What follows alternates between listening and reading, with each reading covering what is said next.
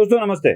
आधा है चंद्रमा रात आधी, रह न जाए तेरी मेरी बात आधी, मुलाकात आधी। ये गाना तो आपने सुना होगा, लेकिन आज एक नया गाना, इसी गाने को जोड़कर मैं आपके सामने ला रहा हूं। आधा है चंद्रमा रात आधी, रह गई राउत तेरी बात आधी। हाँ, आधी अधूरी बात छोड़कर राउत निकल गया है। आजकल राउत को हो क्या गया है, यही सवाल मेरे मन में आता है। शिवसेना के ही एक पूर्व नेता जो पहले ही शिवसेना छोड़ चुके हैं और उन्होंने अब दावा किया है कि उन्हें शिवसेना से निकाला गया है, वही एक नेता पूर्व मंत्री विजय शिवतारे ने एक बात ऐसी ही मीडिया के सामने कह दी है। वो कहते हैं कि शायद संजय राउत को सिजोफ्रेनिया नाम की बीमारी हो गई है और इसीलिए वो आजकल अपनी ही कल्पना में खोए हुए रहते हैं। उन्हें आभास हो रहा है कि ये चीज़ होगी। उनकी बातें देखकर और शिवतारे जी की बातें सुनकर ऐसा लग रहा है कि शायद संजय राउत को कुछ ना कुछ तो हुआ है। शिवतारे जैसे मैं नहीं कहूँगा कि उनको सिजोफ्रेनिया हुआ है, लेकिन कुछ ना कुछ तो जरूर हुआ है। लेकिन उन्हें बहुत आजकल आभास हो रहे हैं। उन्हें लगता है कि मैं जो कर रहा हूँ वो सही है और वही होगा। पिछली बार नहीं क्या उन्होंने गोवा में हमारी ही सरकार आएगी ऐसा कहा था, और उस वक्त फडणवीस कह रहे थे कि आपकी लड़ाई तो नोटा से है भाई, हमसे नहीं है। लेकिन उस वक्त संजय राउत देवेंद्र फडणवीस पर हंस रहे थे, कह रहे थे सरकार तो हमारी ही आएगी गोवा में। हुआ क्या? गोवा में सरकार तो नहीं आई, लेकिन शिवसेना की इतनी इज्जत निकल गई कि हर एक जगह पर शिवसेना का डिपॉजिट जब्त हो गया। अब संजय राउत को यह आभास हो रहा था कि गोवा में हमारी सरकार आने जा रही है। उत्तर प्रदेश में भी वही हुआ।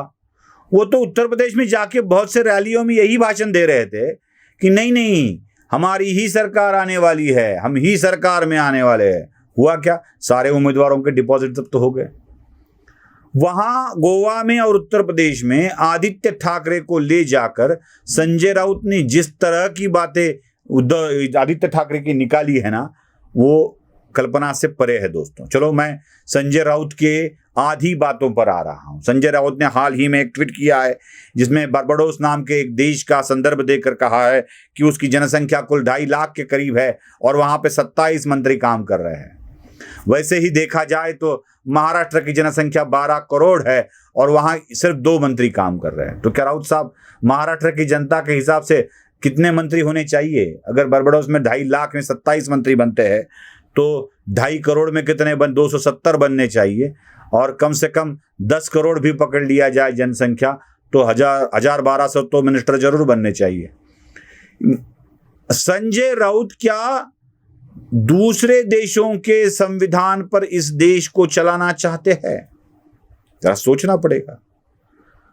अगर बारबाडोस के संविधान को इस देश में लागू किया जा सकता है तो क्यों न चीन के संविधान को लागू किया जाए? वहां पे तो राष्ट्राध्यक्ष आजीवन बना दिया गया है। क्यों न रूस जैसी घटना यहां पे लाई जाए कि जैसे व्लादिमीर पुतिन अपने आजीवन रूस के अध्यक्ष रहेंगे, जैसे शी जिनपिंग चीन के आजीवन अध्यक्ष रहेंगे, उस तरह से रशिया और चीन जैसे देशों की तरह भारत में भी क्यों न नरेंद्र मोदी को आजीवन प्रधानमंत्री बनाया जाए। किस तरह की बातें कर रहे हैं राउत जी आप? कौन सा रेफरेंस किस वक्त देना है, ये तो कम से कम समझ में आना चाहिए। मुझे तो कभी कभी विजय शिवतारे जी की बात सही लगती है कि इन्हें सच में बीमारी हो गई है, सच में बीमारी हो गई है। क्योंकि किसी और देश के, वो भी छोटा सा देश जो हमारे एक शहर जितना होगा, एक छोटा शहर जितना होता है उतना होगा, पुणे से भी कम आबादी, मुंबई से तो बहुत कम आबादी, ऐसे देश का संदर्भ देकर खंडप्राय देश में वैसे ही कुछ चीजें होने चाहिए, ऐसी बातें करने वाले राउत को क्या कहेंगे भाई हम लोग? और एक बात, राउत ने ये ट्वीट भी कर दिया कि इस देश का, इस महाराष्ट्र की सरकार असंवैधानिक है, इल्लीगल है, क्योंकि 12 से अधिक मंत्री बनाए नहीं जा सकते। अब ये संविधान की धारा 164A का संदर्भ देकर बात कर रहे हैं राउत, और बता रहे हैं कि इस राज्य की सरकार ही संवैधानिक नहीं है, क्योंकि 164A में कहा गया है कि मिनिमम 12 और मैक्सिमम 15% मंत्री होने चाहिए। संजय राउत जी, आप सांसद हैं, आपको मैं एक बात बताना चाहता हूं कि जब भी इस संविधान में कुछ बदलाव किए गए थे या कुछ नई चीजें लाई गई थी, तब इस देश में मंत्रिमंडल की संख्या 15%, पहले तो 10 था, बाद में 15% करने के लिए सब लोग मान गए थे। अगर यही नियम रखा जाता तो छोटे राज्यों की अवस्था बहुत बुरी हो जाती, क्योंकि गोवा, मिजोरम, अरुणाचल, सिक्किम जैसे राज्यों में 5-6 से ज्यादा मंत्री नहीं बन सकते थे। इसीलिए शायद कम से कम 12 वाला क्लॉज डाला गया, जो छोटे राज्यों की परेशानी ना हो 15% के कारण। अब संजय राउत ने यह समझ लिया कि 12% होना जरूरी है। अब इनको कौन समझाए भाई? मंत्रिमंडल की रचना, निर्माण मुख्यमंत्री के हाथ में रहता है और राज्यपाल अधिकृत तौर पर उन्हें शपथ दिलवाते हैं। जो राज्यपाल और मुख्यमंत्री तय करेंगे वही मंत्रिमंडल होता है और इसमें कोई संख्यात्मक जरूरत नहीं है। अब ये राउत को कौन समझा? वो तो चल रहते हैं, बात करते रहते हैं।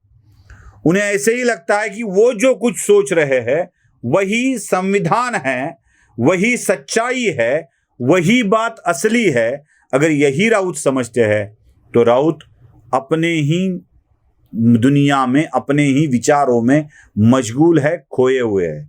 इसलिए मुझे शिवतारे जी की बात कभी कभी सही लगने लगती है कि सच में राउत को किसी भी तरह की एक बीमारी हो गई है। आधी अधूरी बातें कहकर राउत हमेशा कुछ ना कुछ तो नया बखेड़ा खड़ा करने की बात करते हैं।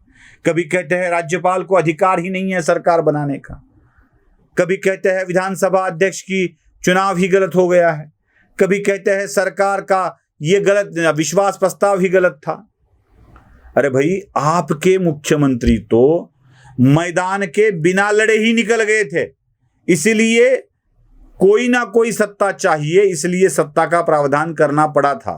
और वो भले ही सरकार देर से मंत्रिमंडल बना रही हो, लेकिन सरकार बनाना जरूरी था, इसलिए सरकार बन पड़ी है। राउत हमेशा आधी अधूरी बातें ही कहते हैं, इसीलिए आधा है चंद्रमा राउत जी का, रात भी आधी है और राउत जी की बात भी आधी है। वीडियो पसंद आए तो लाइक, शेयर और सब्सक्राइब जरूर कीजिएगा। धन्यवाद।